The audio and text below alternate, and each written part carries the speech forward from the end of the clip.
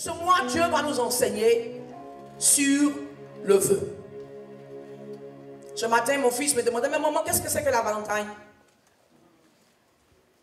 Et depuis janvier, vous voyez dans les magasins, ils ont commencé à vendre les bonbons, les cœurs, pour nous faire croire que l'amour est symbolisé par le sucre, par le cœur, par les choses extérieures. Et lorsque tu marches dans la sagesse des hommes, tu as ce que la sagesse des hommes peut te donner. Le vendredi, pour ceux qui étaient à l'église, je leur ai dit que si tu fais ce que tout le monde fait, tu auras ce que tout le monde a. Si tu marches dans tes relations comme tout le monde, tes relations seront comme tout le monde.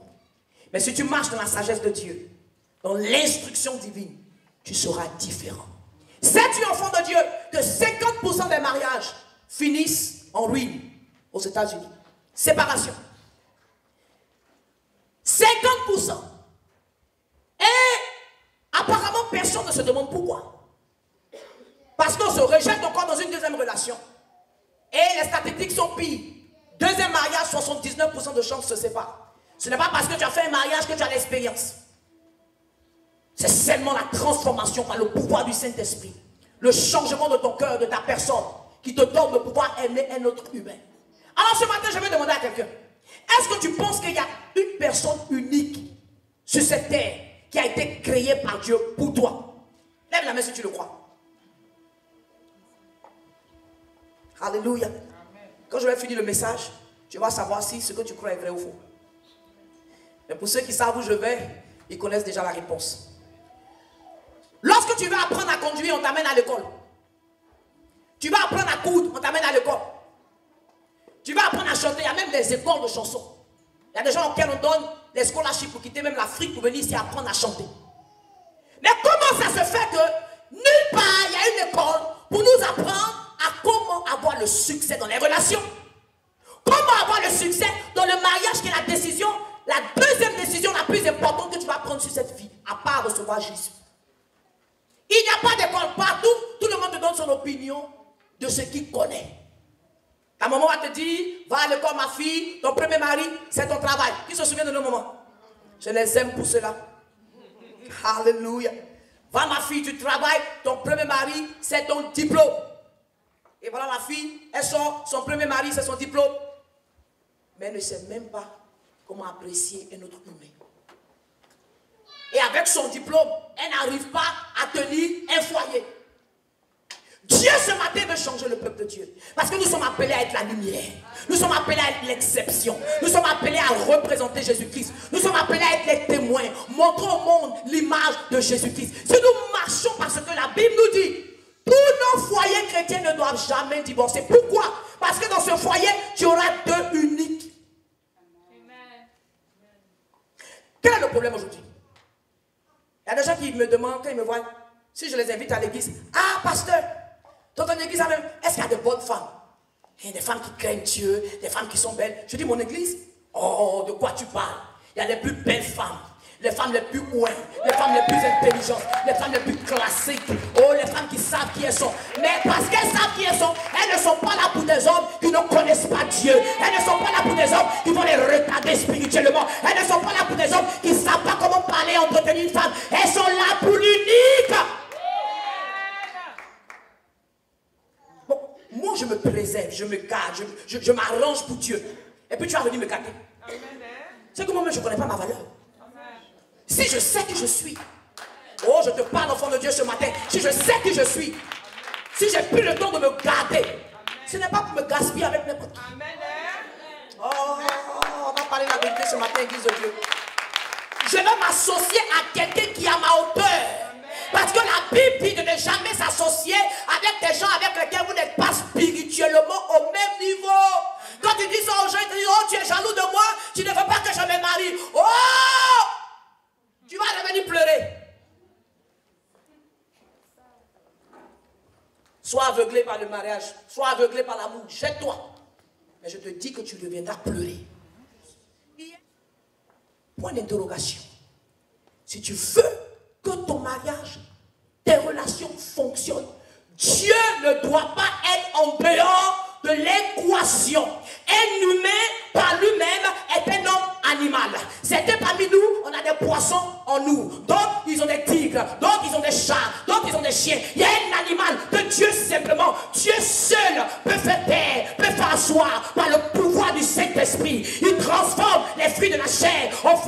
Saint-Esprit. Il transforme ta colère en maîtrise de soi. Il transforme ta haine en amour. Mais il n'y a que Dieu qui peut le faire. Enfant de Dieu, arrête de te leurrer. Si tu rentres dans une relation, tant que Dieu n'a pas transformé cette personne, tu cours à l'échec inévitable. Oh, mais je les entends dire, je serai l'exception. Tu seras la statistique ou le statistique. Il n'y a pas d'exception. Si Dieu n'est pas dans un mariage, il ne marche pas.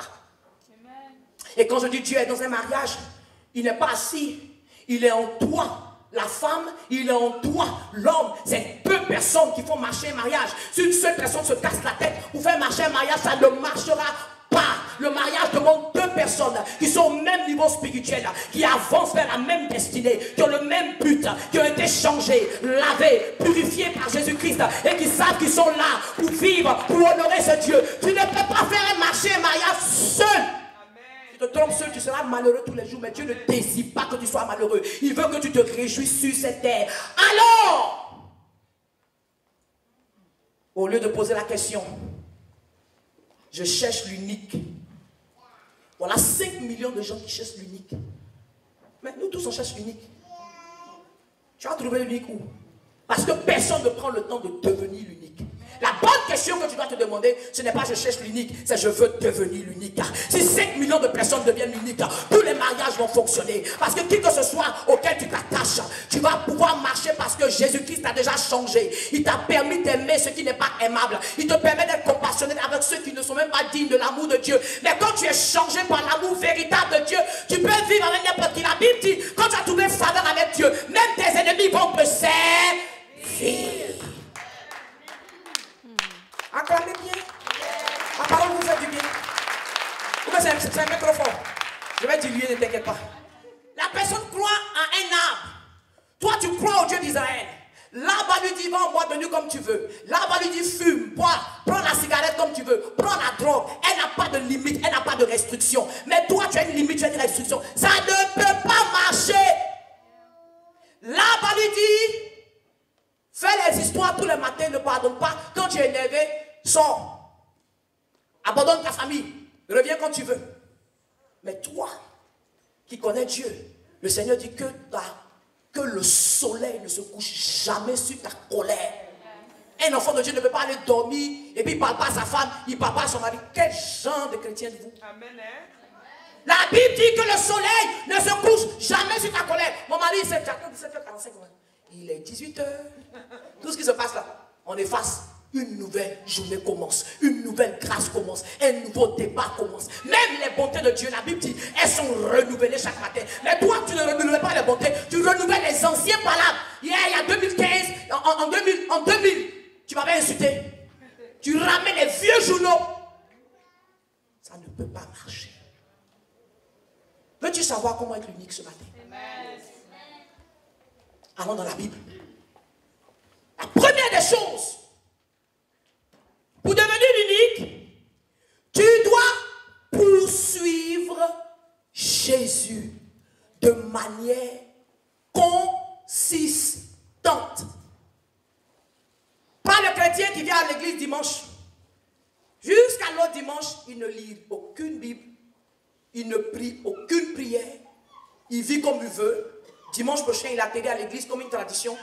Tout ce qu'on prêche, ça rentre ici, ça sort là-bas. Il est constamment l'homme animal.